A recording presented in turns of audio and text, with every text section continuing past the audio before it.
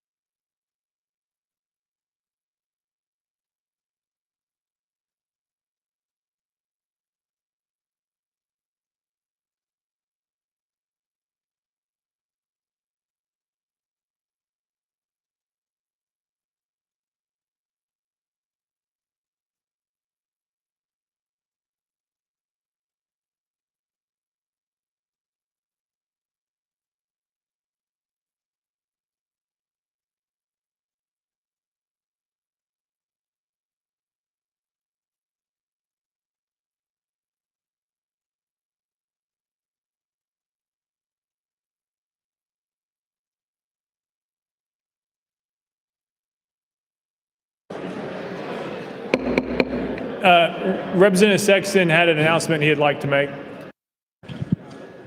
Colleagues, I want to let you know that we have a couple of cards here, one for David Byrd and one for Mike Carter.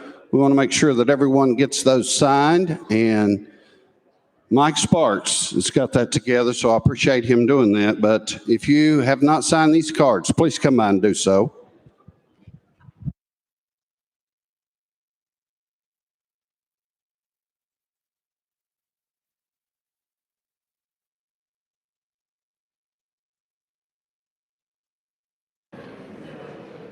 Leader Camper.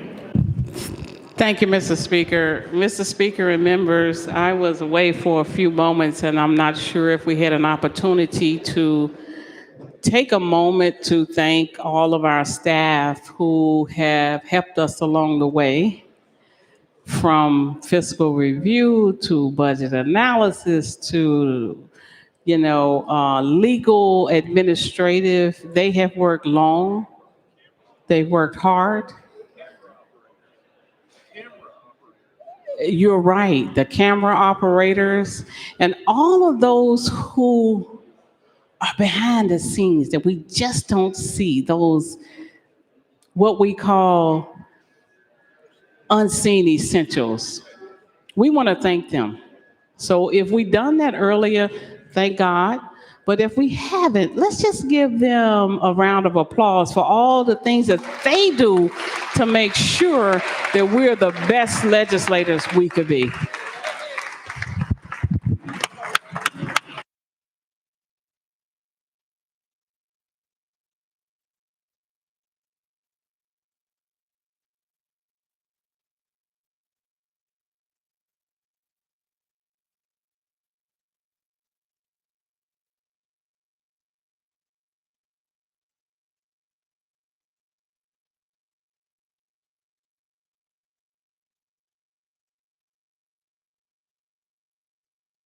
Leader Camper.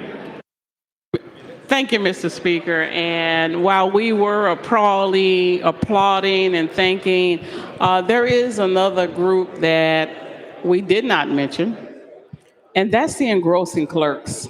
They sit behind those doors, but they do very important work. And I don't want to miss the opportunity to thank them for all the work that they've done to make sure that we're all successful in what we're doing. Thank you, Mr. Speaker, and thank you, members.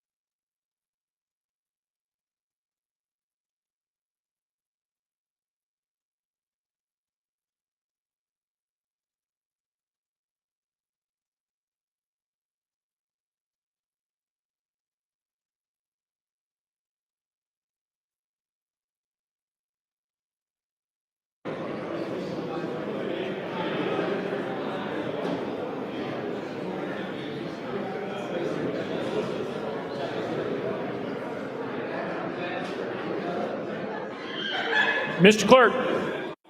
Mr. Speaker, we have a message from the Senate regarding House Bill 1072 by Chairman Curcio relative to actions against the state. Chairman Curcio, you're recognized. Thank you, Mr. Speaker. I move to concur in Senate Amendment number 6. Chairman Curcio moves to concur in Senate Amendment number 6, properly seconded. Any discussion on the amendment? Representative Clemens. Thank you, Mr. Speaker. What's the amendment do? Chairman Curcio. Thank you, Mr. Speaker. Appreciate the question. In an action brought against the state may appeal as of right from an interlocutory order of a circuit or chancery court of this state that grants, continues, or modifies an injunction or denies a motion to dissolve or modify an injunction. Representative Clemens. Thank you. Is this on dashboard, Mr. Clerk? Where is that? Mr. Clerk.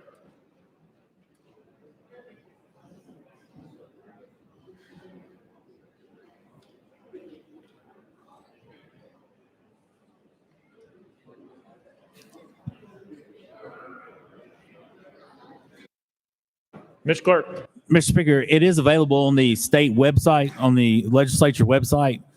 It is filed as Senate Amendment number 6 on the legislature website if you look up the bill. Representative Clemens. What number was that, Mr. Clerk? Six. I'm sorry. Mr. Speaker, it's House Bill 1072. It would be the companion amendment, Senate Amendment 6. Representative Clemens. Thank you, Mr. Speaker. And can you tell me what the difference in this amendment is from what we passed earlier, Mr. Sponsor? Chairman Curcio. Thank you, Mr. Speaker. It does not include the stay language. Representative Clemens. This does not include the automatic stay language. So what exactly does this do? Chairman Curcio. Thank you, Mr. Speaker. It simply says that the state may appeal as of right from an interlocutory order of a circuit or chancery court of the state. Representative Clemens. Thank you, Mr. Speaker. I appreciate you allowing me to buy time here to read this amendment. Just one second.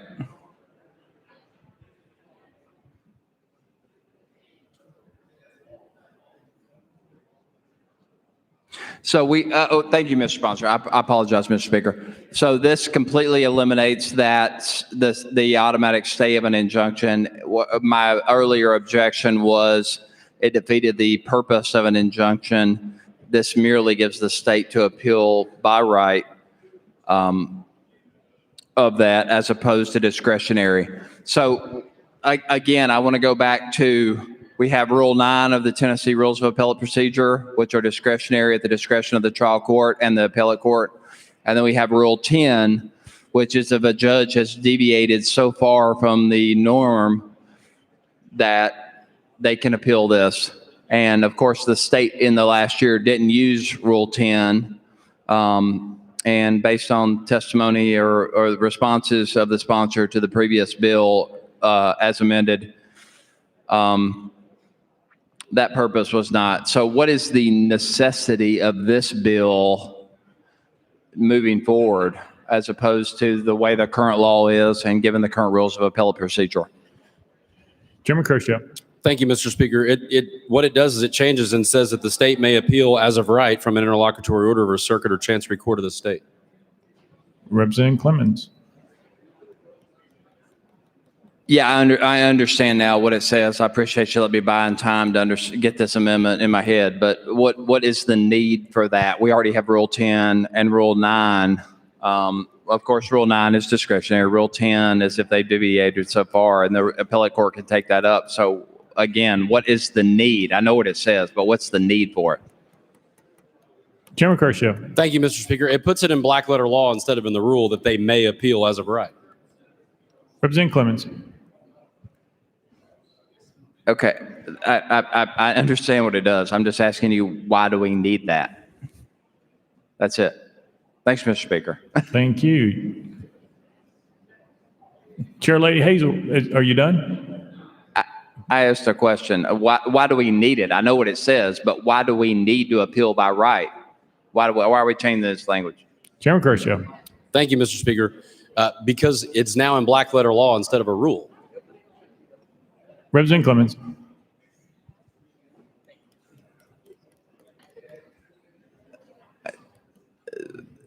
So the need for it is to codify it versus a rule when both have the same effect on the courts. Any attorney practicing in the state of Tennessee is going to follow the rules. So what's the need to change the rule via codification? That's my question.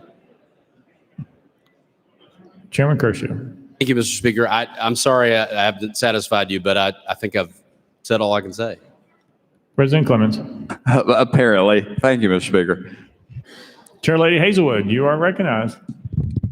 Thank you, Mr. Speaker. Call previous question. Previous question has been called. Any objections? Seeing none. All those in favor of Senate Amendment number 6, vote aye when the bell rings. Those opposed, vote no. As every member voted, as every member would change their vote. Lafferty, aye. Crawford, aye. Gillespie, aye. Doggett, aye. Vaughn, aye. Ms. Clerk, please take the vote. Aye, 71, 21 nays. Senate Amendment number 6, having received a constitutional majority, I hereby declare it concurred in without objection. The motion to reconsider is tabled.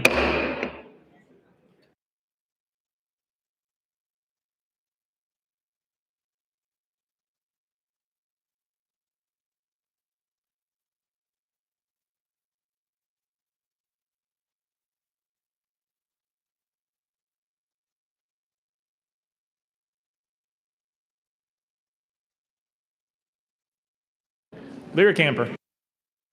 Thank you, Mr. Speaker. And Mr. Speaker and members, you know how it is when you start to list people, you forget some folk.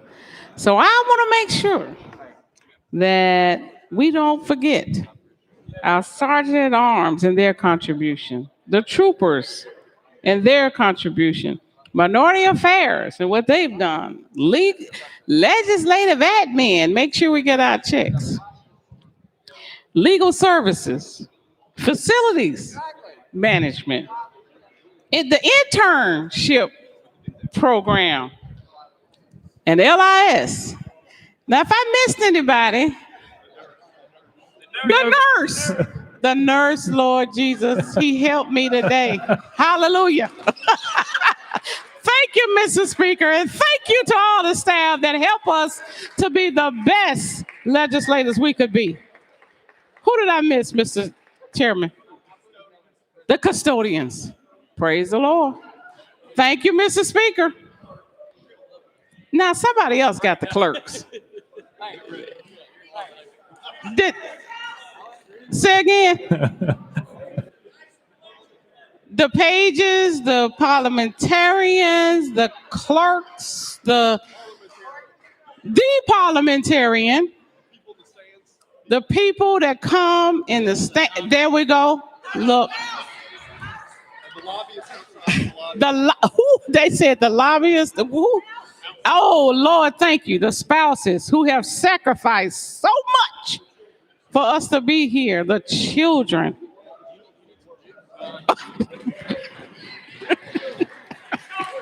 Thank you, Mrs. Speaker. The children. It's all about the children. It's all about the children, Mr. Speaker. Thank you.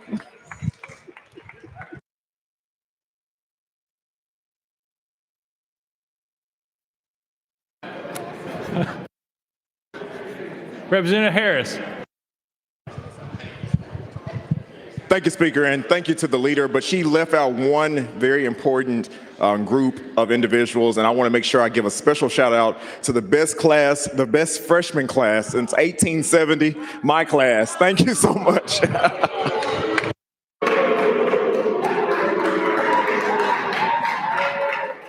Definitely out of order.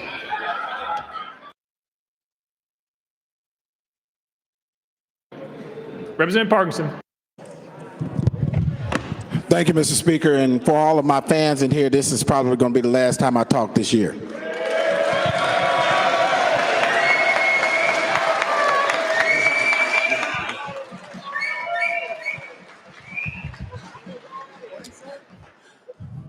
First time I didn't get booed in here. I appreciate y'all. So I just want to thank. First of all, let me thank my staff. Let me thank Vanessa Horner for her wonderful work. I'm so glad she's back. Y'all have no idea. And I also have to thank Representative Harris's assistant, Marissa, for her support with the Black Caucus. And I also have to thank Representative Cooper's assistant because I lean on her when Vanessa's not here. But to my Black Caucus members, to the Black Caucus members, State Representative Barbara Cooper, State Senator Brenda Gilmore, State Representative G.A. Hardaway, Leader Love, State Rep Joe Towns, Leader Camper, State Rep Larry Miller, State Representative Jesse Chisholm, Freshman Member Sam McKenzie, State Representative Johnny Shaw, State Representative London Lamar, Chairman Vincent Dixie, State Representative Yusuf Hakeem, State Senator Ramesh Agberry, Freshman Member Tory Harris, and I also want to thank our Press Secretary Ken Jobe. I want to tell you all, first of all, it has been a complete honor to lead the Black Caucus for this first year, and I am extremely proud, from the bottom of my heart, extremely proud of the work that you've done over this first half of the legislative session. And I want to thank our leadership in the Democratic Caucus and to the Speaker. I want to thank you also, the chairman of the committees that understood how important the legislation that we as a Black Caucus were presenting. A lot of it was allowed to come out. It didn't go unnoticed. Chairman, Speaker, and we truly, truly appreciate y'all giving us a chance to be a voice for our people. Thank you so much. And if you will, give the Black Caucus members a round of applause, please. Thank you.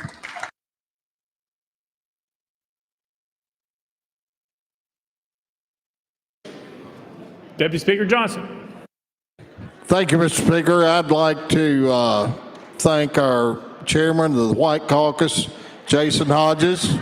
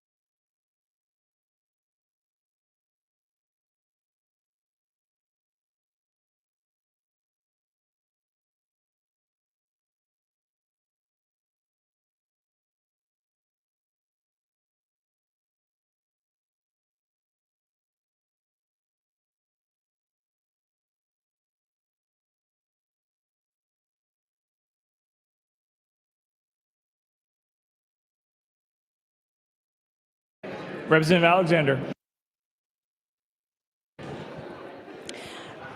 To this esteemed body, from a freshman that came in here, we just want to say, from all the freshmen, thank you. Thank you all for making us feel welcome. Thank you for answering our stupid questions. Thank you for tolerating us and inviting us to dinner and making us feel a part of this group. This is a fantastic group of people, and we're honored to serve with you. Thank you.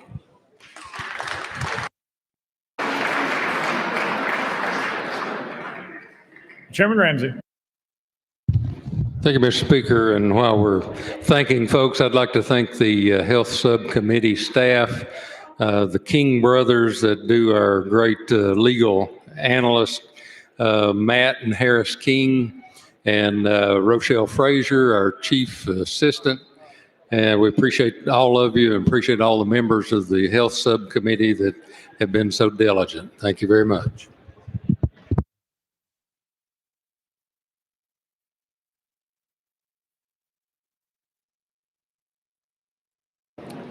Chairman Vaughn.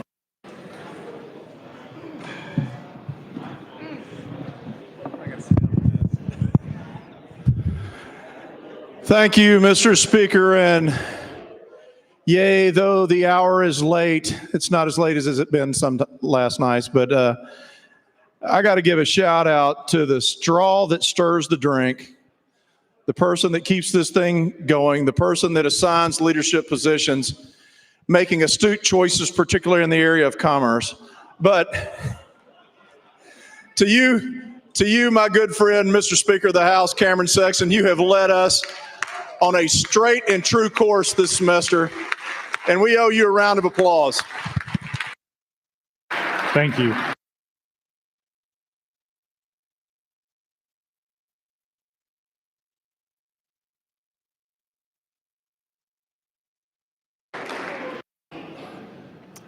We're almost home. We're almost home.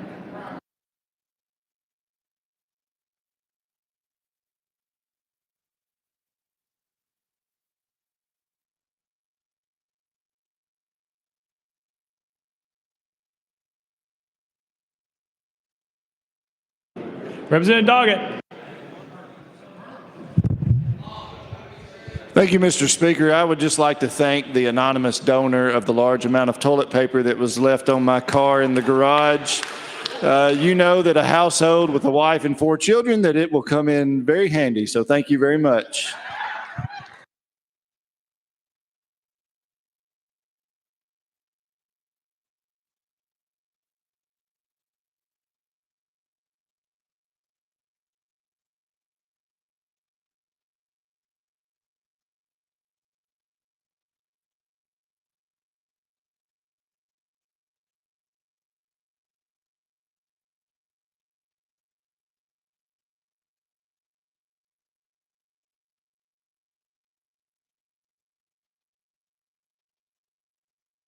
Chairman Ramsey. Thank you, Mr. Speaker, and I'd like to ask Chairman Doggett if all that toilet paper is hard to re-roll. And just as the evening goes on here, I'd like to introduce my seatmate, Colonel Sanders. He's here.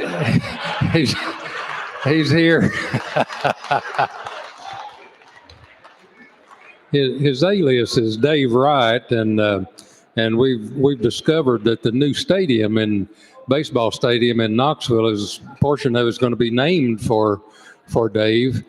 It's going to be called Wright Field. So his Colonel will be here for autographs all evening, and he's going to supply some fried chicken in the morning for us. So, and Mr. Speaker, I'd like to say how much I appreciate the services of Nathan Witt. He works now, I think, for local and state government, but we worked him pretty hard in Health Sub this year. So thank you, Nathan, for all your service. Let's thank all the researchers. How about that?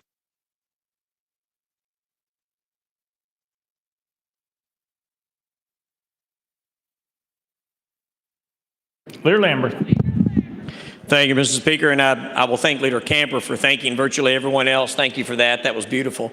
I would like to thank the the House Republican Caucus staff, James, Amelia, Sutherland, Nick, Jennifer, and Hunter. You guys have done a fantastic job this year, and we really appreciate y'all. Thank you very, very much.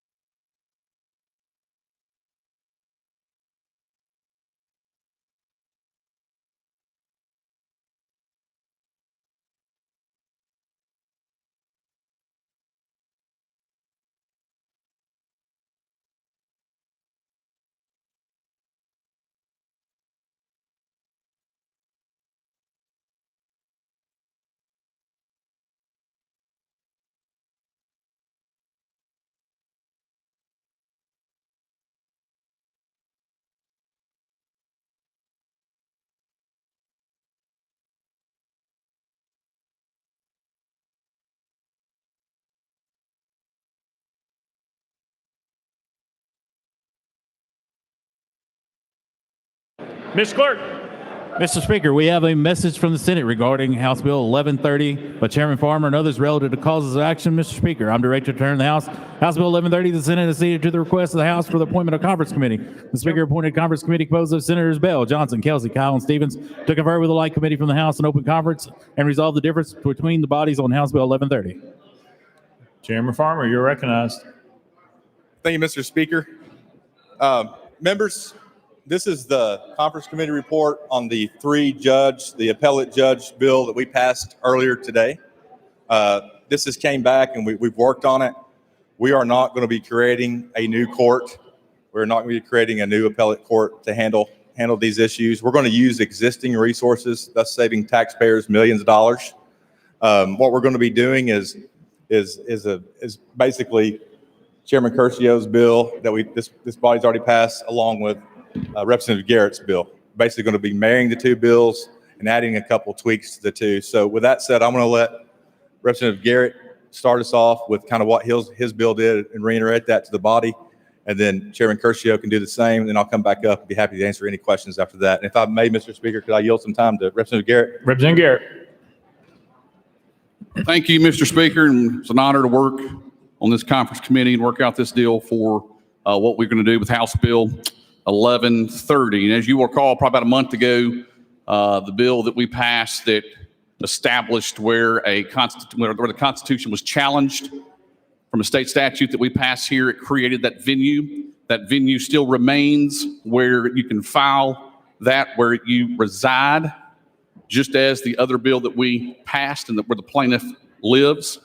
Also, this includes state statutes, executive orders, and administrative rule regulation, just as the bill established venue that we passed in this House a few weeks ago. So with that, I'm going to yield further my time to Chairman Curcio to detail his bill that we've passed 3 times on this floor regarding the 3-judge panel. Chairman Curcio. Thank you, Mr. Speaker. And members, as was alluded to earlier, much of this is language that you've already voted in the affirmative on. And so what we're doing, again, as Chairman Farmer alluded, we are not creating 3 brand new judgeships. Instead, if this 3-judge panel is triggered under the parameters of this bill, then it will trigger the empanelment of 3 existing trial court judges, one of which being from the jurisdiction where the case was filed. Then the Supreme Court will vote in the majority to choose one from the other 2 grand divisions that are not yet represented. Those folks will come together, they'll make their determination, they'll dispose of the case, and they'll go back from whence they came. So that, I think, again, to Chairman Farmer's point, does this in a fiscally conservative way, in a limited government way, and in a way that does not cost taxpayers millions of dollars. And it's my understanding that there's not a fiscal note associated with doing it this way, just like the bill that you voted on in the affirmative that I've brought now, again, 3 times, and in Representative Garrett's bill that was brought that you've also voted on. Thank you, Mr. Speaker. Representative Farmer. And thank you, Mr. Speaker. And with that, I move we adopt the conference committee report and make it the action of the House. Chairman Farmer moves to adopt the conference committee report and make it the action of the House. Any discussion? Representative Clemens. Got it. Okay. Thank you, Mr. Speaker. I just got a copy of this conference committee report. I appreciate it. Is this going to be a trial court or an appellate court? Chairman Farmer. Thank you, Mr. Speaker, and thank you for that question, Representative Clemens. This panel will be made up of trial court judges. Trial court judges. Representative Clemens. So we're going to have 3 judges at a trial court? Chairman Farmer. And Representative Clemens, I don't know if you heard the explanation, but we are not creating a new court. This panel will be appointed by the Supreme Court, and they will be appointed from the group of trial court judges that we have across the state. Representative Clemens. Yeah, thank you. I appreciate that. What I'm asking is, so are they going to be heard at the trial court level and then they will be appealed to this court, which will be a 3-judge panel? Or is this going to be the trial court? Chairman Farmer. That is correct. It would be appealed to this panel.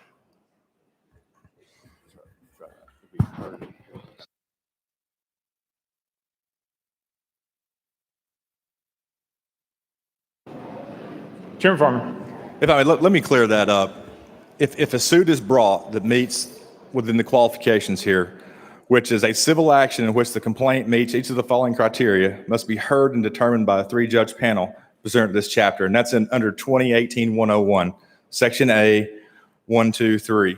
Okay, so if anything triggers this action, this panel will be selected, and then they will hear the case from the very beginning. Representative Clemens. Thank you, Mr. Speaker. So again, I go back to the original questions from the committee process. How are objections going to be ruled upon during the hearing? If an objection is made to evidentiary matter or pretrial matter or anything, who's going to rule on this? Is there going to be two judges and they're going to whisper it to each other and decide? How are they going to decide on the fly? Because this, as a trial matter, is just simply unprecedented. Chairman Garrett. Thank you, Mr. Speaker. The actual legislation addresses that 2018-101 in section B6. As in any court across the county that can have its local rules, Supreme Court will determine what their rules will be for this three-judge panel. So in other words, if they're going to have a motion in front of this three-judge panel for a scheduling order, which is a pretty simple procedural motion, one of the judges, according to the presiding judge, can make that decision. When a decision becomes dispositive, which means it's a motion to dismiss or summary judgment that can get rid of the case before it appears at trial, then that's when the three-judge panel will have to make that decision based upon the majority of the decision. But any procedural matters that are not substantive in nature can be decided according to the rules that this court will create for themselves. Representative Clemens. Thank you. Just because we say try to answer that question affirmatively in a stiff tone doesn't answer the question of when I'm in a trial in one of these matters and I say objection based on any rule of evidence or so forth, how are the three judges going to rule at that time? Are they going to whisper to each other? Are they going to adjourn? Are we going to recess? How's that going to work? Chairman Garrett. Thank you, Mr. Speaker. Again, they'll be able to create how they handle that under this statute, how they handle motions, how they handle objections, how they handle hearsay. Any matter that's before the court at trial, they'll be able to make those rules and how they handle that. Representative Clemens. And what are they going to look to? I realize they're going to promulgate these rules and they're going to do that based on the provision you just cited. What are they going to look to for an example for that? This is completely unprecedented to have three judges at a trial court. Chairman Garrett. Thank you, Mr. Speaker. Can you rephrase your question for me? Representative Clemens. You said, and you cited subsection 6, the rules promulgated by the Supreme Court shall govern the practice and procedure of the three-judge panel. What are they going to look to model those rules after? There is no precedent for a three-judge trial court. Chairman Garrett. I would say, for one, there is precedent. Two, there's 95 counties that create their rules, and you've got three judges that are going to be learned, educated with a law degree that can come up with the rules on how they would handle certain questions like you propose. I would remind the representative that there is going to be a presiding judge, and most likely in this circumstance, the presiding judge would make that call.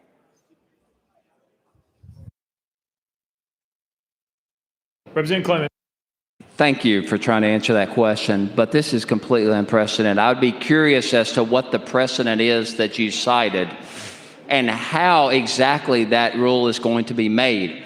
If there is going to be a judge, the one in the forum in which the case was brought, and two that are appointed, are they going to decide among themselves that one of the three is going to decide all evidentiary matters? Is that constitutional? Is that precedented? At what point does that even make sense in a trial court? Chairman Garrett.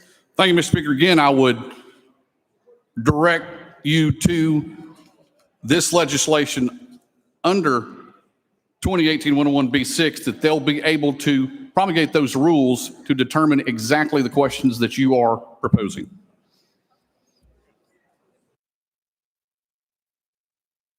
Representative Clemens. Thank you, Mr. Speaker. I appreciate your patience with this. This is such an unprecedented matter and completely nonsensical thing to create. We have a judicial system that is working. We are reinventing the wheel simply because you don't like the outcomes of court here, of matters of judges that are ruling on the law in a bipartisan manner. This legislative body is overstepping into the judiciary and trying to recreate the will. This makes no sense. Oh, and by the way, there's a typo in section 1 that refers to the Supreme. I don't know what the Supremes are. It was a band. I think Joe and I are fans of the Supremes. The typo. This has been made in such a haphazard manner. This is completely unprecedented. We've rushed this through, and here we are about to remake the judicial system, and we can't even answer questions about how evidentiary matters are going to work, pretrial motions or objections are going to work during trial. Ladies and gentlemen, please, let's end this right here. This isn't a partisan issue. The judicial system is an independent system, a third branch, a co-equal branch. Let's stop playing games with this. I realize this has gone back and forth. The amount of money that was appropriated to this wasn't even 50% by the governor. His heart isn't in it. Their heart isn't in it. This body's heart isn't even in it. Look, come on. I mean, seriously, it's 8:30. We're going to adjourn soon. Let's end this nonsense, please. You can laugh all you want, but when you mess with the judicial system because you don't like the outcomes, keep yapping, Zachary. That's fine. This is serious business. Serious business. You're wanting to get better outcomes. You control the Supreme Court. You control the Court of Appeals. You control the U.S. Supreme Court. And now you want to pass legislation that you know have typos in it, and you can't even answer questions about evidentiary matters or pretrial matters? Come on, guys. Ladies, we're better than this. Please. Let's respect the independence of the judiciary. Vote against this nonsense. Thank you, Mr. Speaker.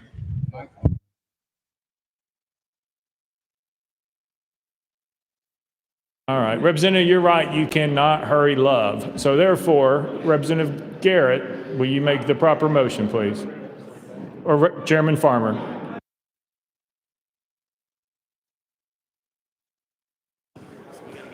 Thank you, Mr. Speaker. And I'd like to make a motion to withdraw this report in order to correct a typo. Without objection, so ordered. Very good. Mr. Clerk.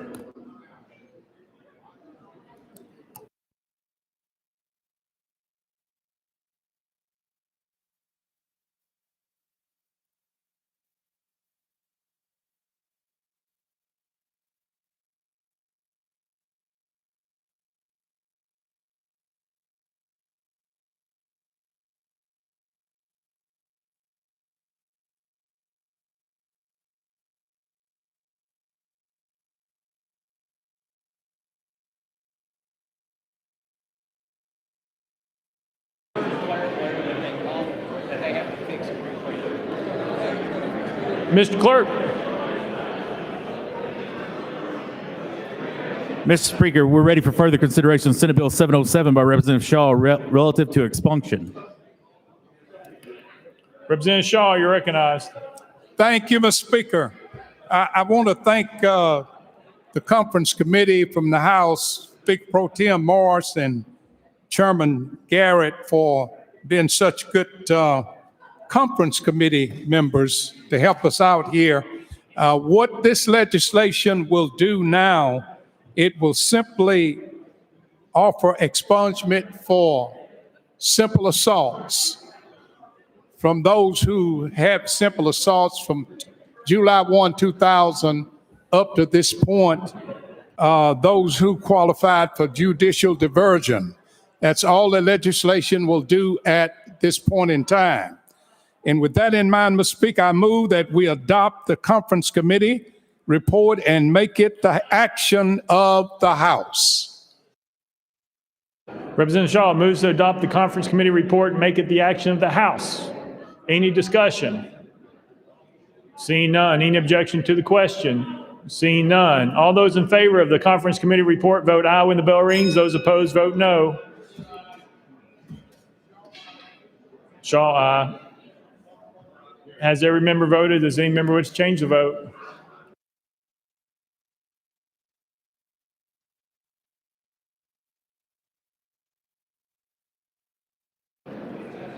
Mr. Clerk, please take the vote. Ayes 86, 6 nays. The conference committee report having received the constitutional majority, I hereby declare adopted and made the action of the House without objection. The motion for reconsider is tabled. Mr. Clerk.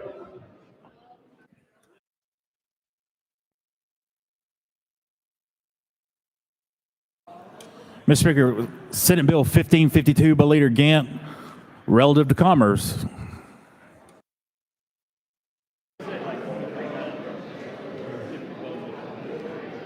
Leader Gant, you're recognized. Thank you, Mr. Speaker. The change came back from our legislation to wind this program down in 2023.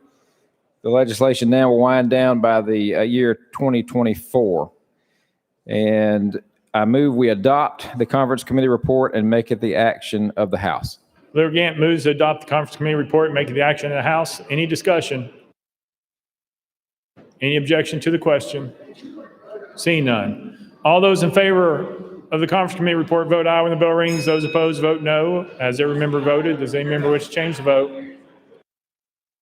Gillespie, aye. Lamberth, aye. Littleton, aye. Jernigan, aye.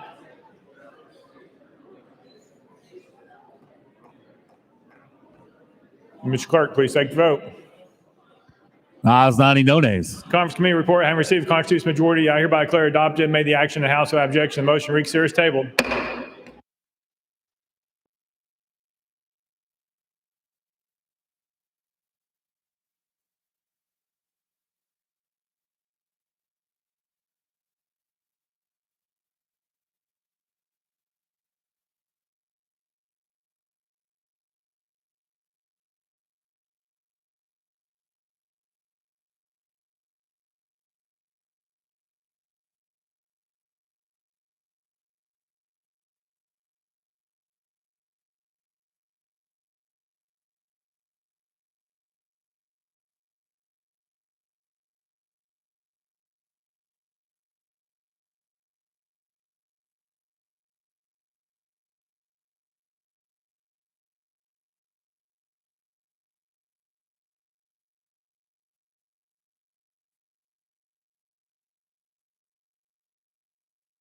Mr. Clerk.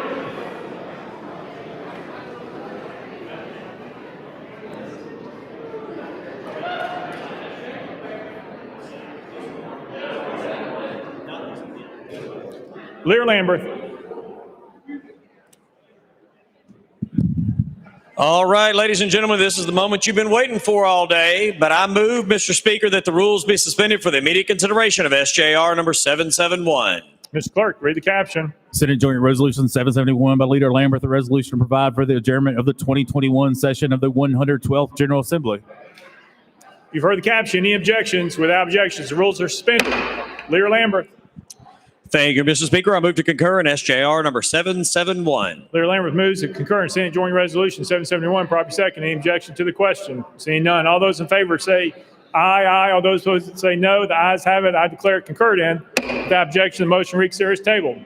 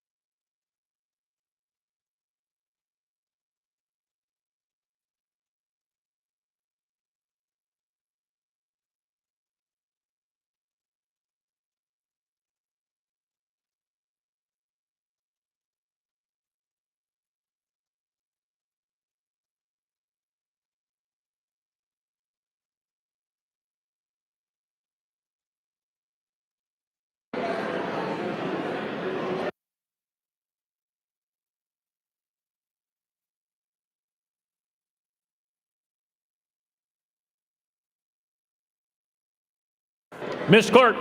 Mr. Speaker, the House is ready for further consideration of House Bill 1130 by Chairman Farmer and others relative to causes of action. Chairman Farmer, you're recognized. Thank you, Mr. Speaker. Members, this report is the same as before, except we fixed a typographical error in the bottom of the first page.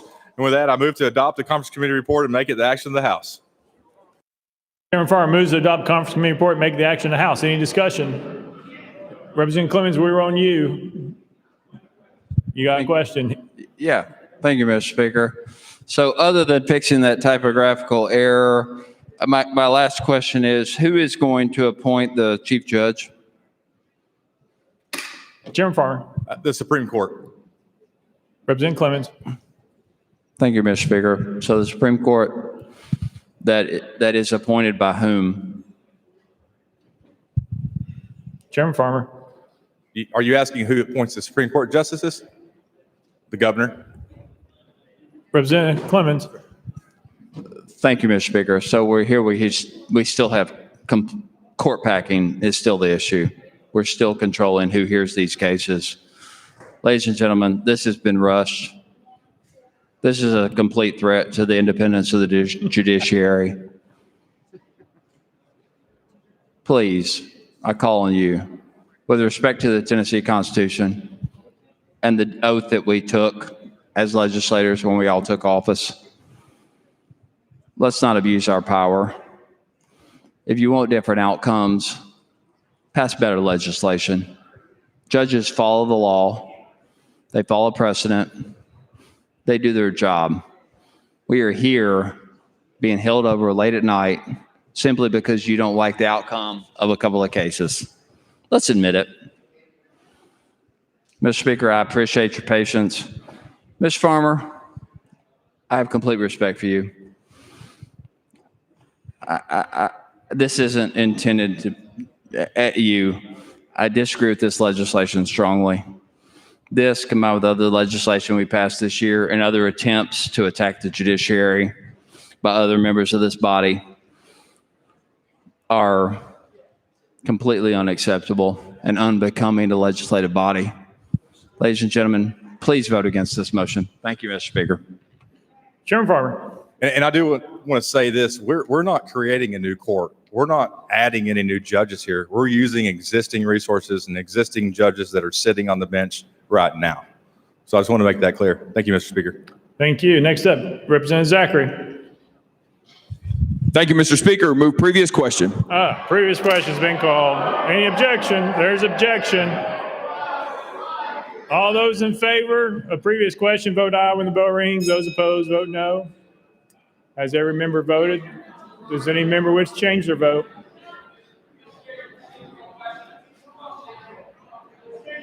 We're voting on previous question. We're voting on previous question. Can't be recognized while we're on the board. Has every member voted? Does any member wish to change their vote? Ms. Clerk, please take the vote. Aye, 65, 24 nays. Previous question prevails. Representative Clemens, for what purpose? Procedural question, Mr. Speaker. This caption speaks to causes of action. I would love to know how creating this system fits within the caption of causes of action. Thank you.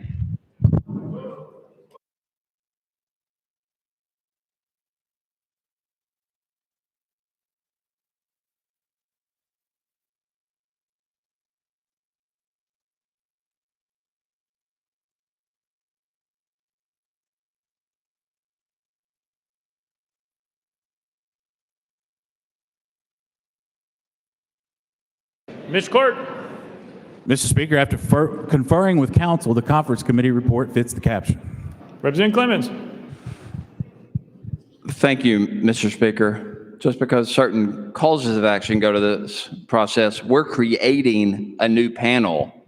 And the process for creating a new panel to hear causes of action, we're not affecting law, speaking to causes of action. We're not debating the caption. It's a procedural question. Your question was asked. The procedural question was asked. We answered. You can ask about procedural, but we're not debating what you think or is not thinking is in the caption. You asked your question. We answered your question. If you have a procedural question, we'll be happy to answer. If not, we will be voting. Representative Clemens. Thank you, Mr. Speaker.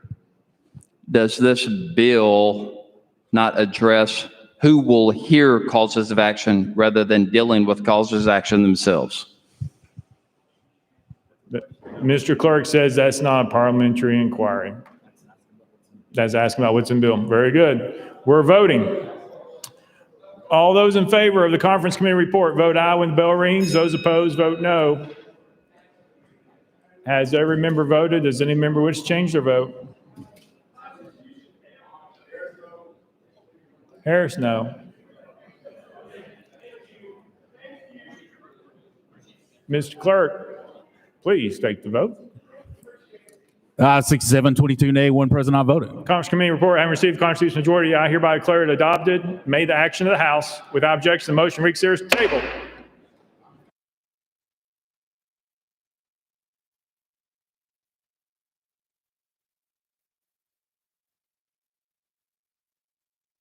Next.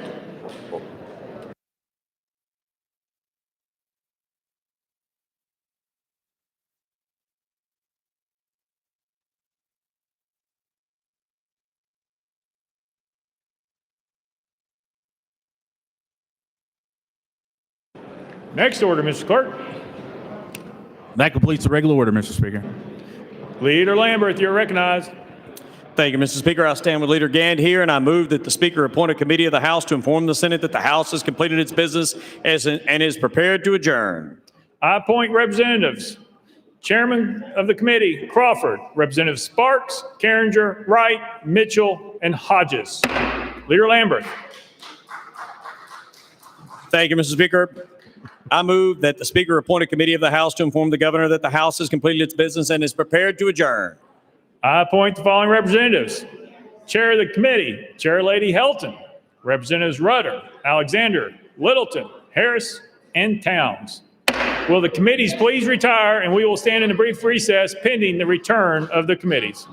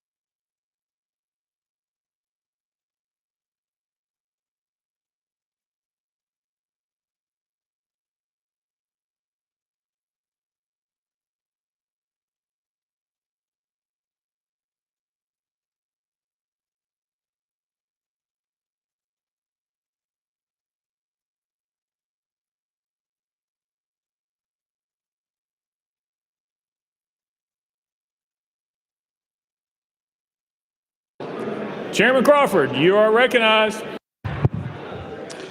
Thank you, Mr. Speaker. I'd like to report that we have completed our work in informing the Senate that we are ready to retire. Thank you.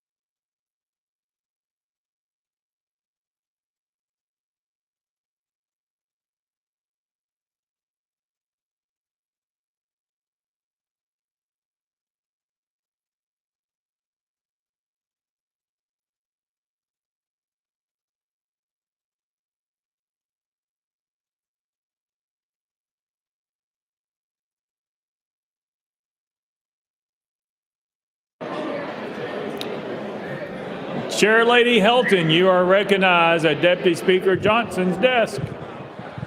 Mr. Speaker, we inform the governor that the business is complete. Thank you. All right, members. Since we are a hospitable House of Representatives, we are going to wait for the Senate to come over and announce that they have finished their business. It does take them to pass our bills as well.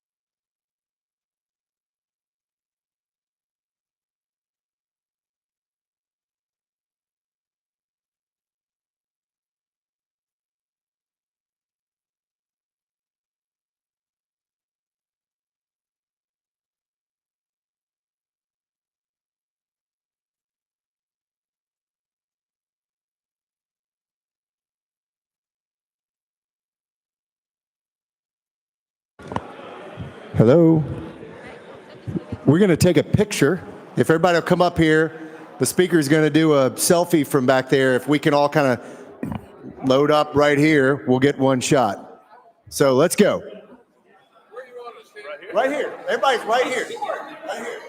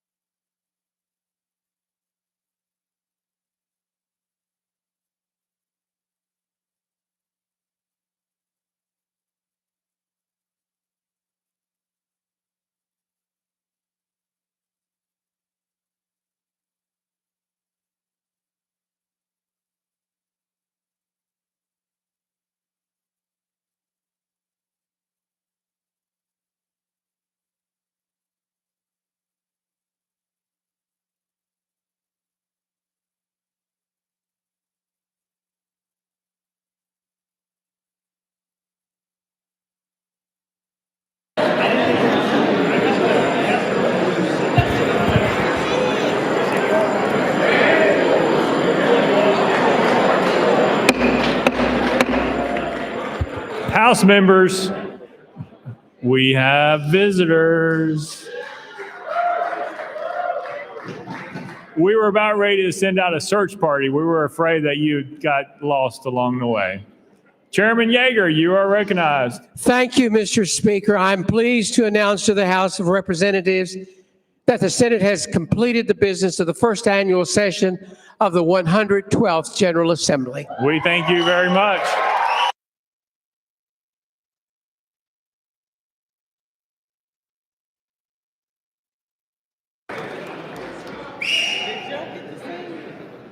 Yep. Right. Yeah. Yep. Oh.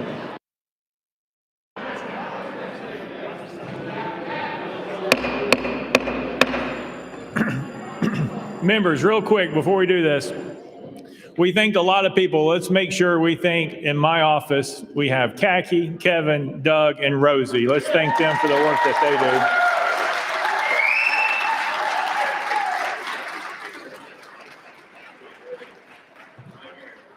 Representative Towns, are you going to sing for us, or are we? What's going on?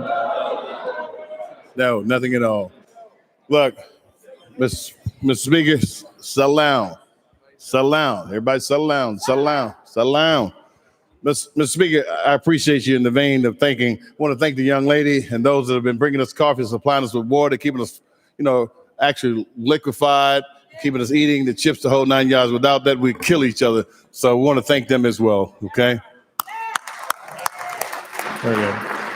Members, before I go to our leader, I just wanted to let you know this summer, Tennessee is hosting the Southern Legislative Conference. I'm in charge. It will be a glorious event, may I say. You need to sign up on the SLC website, but anybody in the host state, it is free to come. I hope everybody has the opportunity to visit this summer.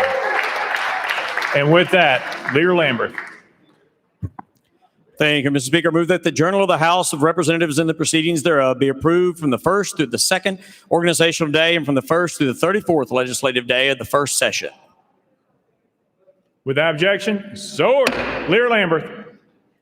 Thank you, Mr. Speaker. Pursuant to Senate Joint Resolution number 771, I move the House of Representatives of the 112th General Assembly of the State of Tennessee adjourn until 12 noon on Tuesday, January the 11th, 2022.